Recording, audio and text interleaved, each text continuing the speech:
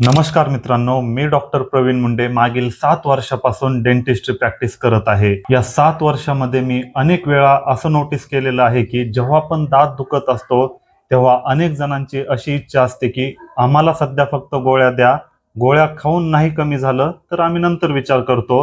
अशा प्रकारचं मत पेशंट मांडत असतात. तर या व्हिडिओमध्ये खरंच गोळ्या खाऊन दाताचं दुखणं बरं होऊ शकतं का?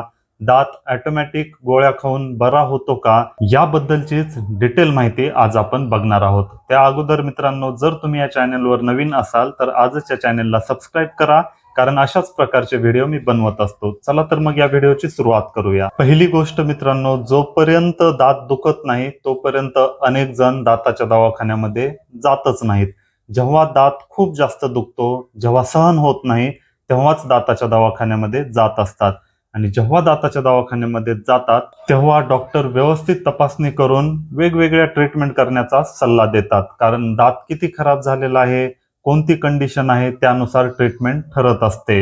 आता तुम्हीच विचार करा, जेव्हा दात दुखत आहे याचा अर्थ खूप जास्त डॅमेज झालेला आहे.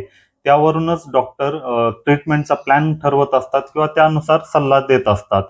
मी सुद्धा जेव्हा अशाच प्रकारचा सल्ला पेशंटला देत असतो तेव्हा अनेक जणांचं मत असतं की ट्रीटमेंटचं राहू द्या, फक्त आम्हाला गोळ्या द्या, त्रास कमी व्हावा. तर हे पेशंटचं म्हणणं खरंच योग्य आहे का, आणि डॉक्टर सांगत आहे ते ट्रीटमेंट का करत नाहीत?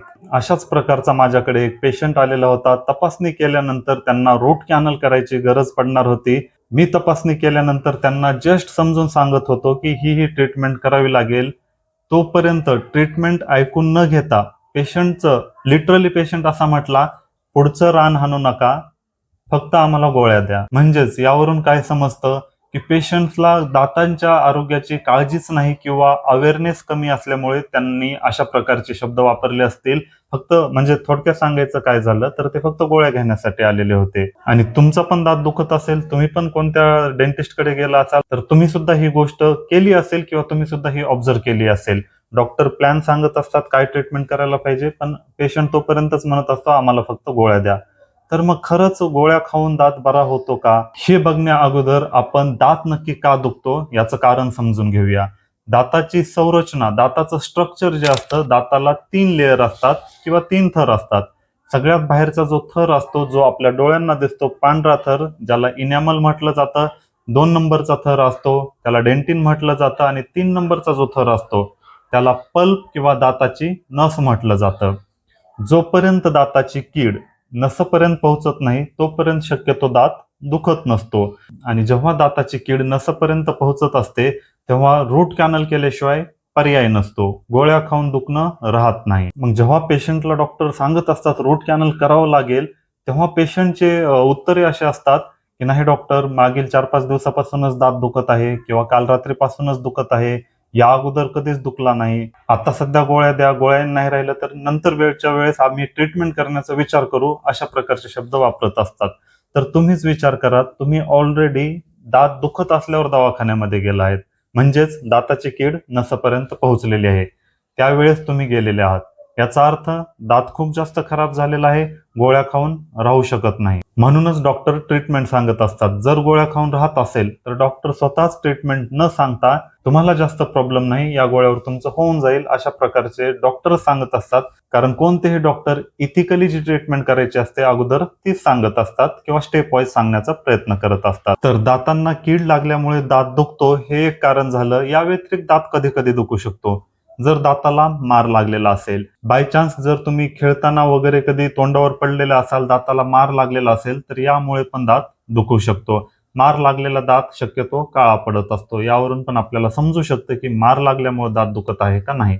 त्यानंतर आहे, जर दाताला इन्फेक्शन झालेलं असेल किंवा हिरड्यांचा एखादा आजार असेल, हिरड्यांची सतत झीज होत असेल, हिरड्यांना सूज येत असेल, तर यामुळे सुद्धा आपला दात दुखू शकतो. खूप जास्त गरम थंड खाल्ल्यानंतर सुद्धा दाताला सेन्सिटिव्हिटी होत असते किंवा दातांना झोंबल्यासारखं वाटत असतं. त्यानंतर आहे, जर दातांची झीज झाली, अनेक वेळेस हिरड्यांच्या जवळ दाताची झीज झालेली असते, यामुळे सुद्धा दाताची नस उघडी पडू शकते आणि त्यामुळे सुद्धा दात आपला दुखत असतो. तर हे काही प्रमुख कारणे झाले ज्यामुळे आपला दात दुखत असतो. तर सगळ्यात महत्वाचा प्रश्न, गोळ्या खाल्ल्यावर दाताचं दुखणं राहतं का? आपल्या शरीरातील दात एकमेव असा अवयव आहे जो स्वतःहून रिपेअर होत नाही. जर आपल्याला जखम झाली तर ती काही दिवसानंतर जखम भरून येते. आपल्याला ताप वगैरे आली किंवा सर्दी झाली तर ते पण काही दिवसाला व्यवस्थित होऊन जाते, तुम्ही गोळ्या खाल्ल्या किंवा नाही खाल्ल्या तरी. परंतु दात एकमेव असा आहे जो गोळ्या खाऊन राहत नाही. आता जेव्हा दात दुखत असतो तुम्ही काय करता, मेडिकलवर जाता, दात दुखत आहे गोळी द्या. ते कोणती गोळी देतात, पेन किलर. पेन किलर काय काम करत असते, दाताचं दुखणं थांबवते. म्हणजे पेन किलरचं कोणतंही काम असतं की आपल्या शरीरातील वेदना कमी करणे. मग गोळी खाल्ल्यानंतर आपल्याला काही वेळेस बरं वाटतं, तर आपल्याला वाटतं दाताचं दुखणं बरं झालंय, परंतु असं होत नाही. जोपर्यंत गोळीची पॉवर आहे तोपर्यंतच दाताचं दुखणं राहतं. पॉवर उतरल्यानंतर परत दात दुखायला लागतो. याहून थोडंसं पुढे जाऊन काही मेडिकलवाले अँटीबायोटिक सुद्धा देतात, किंवा जर आपल्याला सूज आलेली असेल दाताच्या ठिकाणी तर अँटीबायोटिक प्लस पेन किलर देतात. तर यामुळे काय होतं, जे दाताच्या खाली इन्फेक्शन झालेलं आहे ते थोड्याफार प्रमाणात कंट्रोलमध्ये येतं, कमी होतं, सूज कमी होते. आणि काही दिवस जर अँटीबायोटिक आणि पेन किलरचा डोस जर तुम्ही 2 ते 3 दिवसाचा घेतला तर यामुळे दाताचं दुखणं काही दिवस राहतं. जसं की आठवडाभर, 10-15 दिवस, कधी कधी 1 ते 2 महिन्यापर्यंत हे दुखणं राहत असतं. परंतु 2 महिन्यानंतर परत तुमचा दात दुखणार आहे. परत तुम्ही मेडिकलवर जाता, परत गोळ्या घेता, परत काही दिवस राहतं. जर तुम्ही असं आयुष्यभर जरी करत राहिलात तरी गोळ्या खाऊन दाताचं दुखणं बरं होत नाही. ज्या कारणामुळे दात दुखत आहे ते कारण दूर केल्याशिवाय दाताचं दुखणं बरं होऊ शकत नाही, आणि हेच कारण दूर करण्याचं काम डेंटिस्ट करत असतात. म्हणूनच जेव्हा दात दुखत असतो तुम्ही डेंटिस्टकडे गेल्यानंतर ते ट्रीटमेंट प्लॅन बनवत असतात. जर उदाहरणार्थ जर तुमचा एखादा दात दुखत आहे, कीड लागल्यामुळे दुखत आहे, कीड खूप जास्त नसपर्यंत पोहोचलेली आहे, तेव्हा रूट कॅनल करण्याचा सल्ला देत असतात. जर तुम्ही रूट कॅनल केलं तर तो दात परत दुखणार नाही. रूट कॅनलचे रिझल्ट खूप चांगले असतात. अनेक वर्ष दातांना कसलाच त्रास होत नाही. परंतु दात खूपच जास्त खराब झालेला असेल, रूट कॅनल करून पण जर दात वाचवता येत नसेल तर दात काढावाच लागतो. दात काढल्यानंतर सुद्धा तुमचं परमनंटली दुखणं थांबू शकतं. तर ओव्हरऑल दाताच्या गोळ्या तुम्ही आयुष्यभर जरी खात राहिलात आणि जर दाताची ट्रीटमेंट करून घेतली नाही तर तुमच्या दाताचं दुखणं परमनंटली कधीच थांबू शकत नाही. ही गोष्ट तुमच्या मनाला पटवून सांगा. दाताचं दुखणं गोळ्या खाऊन राहू शकत नाही. जसं की मी सांगितलं, डोस कंप्लीट केल्यानंतर 10-15 दिवस, 1-2 महिन्यापर्यंत बरं वाटतं, परत ते दुखतच असतं. मग तुम्ही विनाकारण गोळ्या का खाताय? जर तुमचा दात दुखत आहे, आज उदाहरणार्थ एखाद्या व्यक्तीचा दात दुखत आहे, आज जाऊन मेडिकलवरच्या गोळ्या घेणार, परत 10-15 दिवसांनी दुखू लागला, परत गोळ्या घेणार, परत 1-2 महिन्यांना तुम्ही डॉक्टरकडे जाणार, परत डॉक्टरांकडे जाऊन त्या गोळ्या घेणार, परत काही दिवस राहणार, परत दुखणार. तर कधी ना कधी जर तुम्हाला ट्रीटमेंट करायचीच आहे तर जेव्हा पहिल्यांदा दात दुखतो तेव्हाच ट्रीटमेंट केलेली कधीही चांगली. या दरम्यान तुम्हाला त्रास नाही होणार, जास्तीच्या गोळ्या खाण्याचा खर्च पण वाचेल, आणि गोळ्या खाणं आपल्या शरीराला चांगलं पण नाही, ही गोष्ट तर सगळ्यांनाच माहित आहे. तर या कारणामुळे दाताचं दुखणं गोळ्या खाऊन पूर्णपणे बरं होऊ शकत नाही.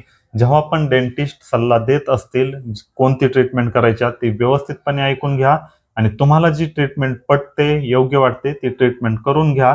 पण ट्रीटमेंट केल्याशिवाय तुमच्या दाताचं दुखणं बरं होणार नाही, म्हणजे होणार नाहीच. तर मी आशा करतो तुम्हाला हा व्हिडिओ खूप जास्त आवडला असेल. हा जर व्हिडिओ आवडला असेल तर व्हिडिओला लाईक करा, चॅनलला सबस्क्राईब करा. तर भेटूया पुढच्या व्हिडिओमध्ये.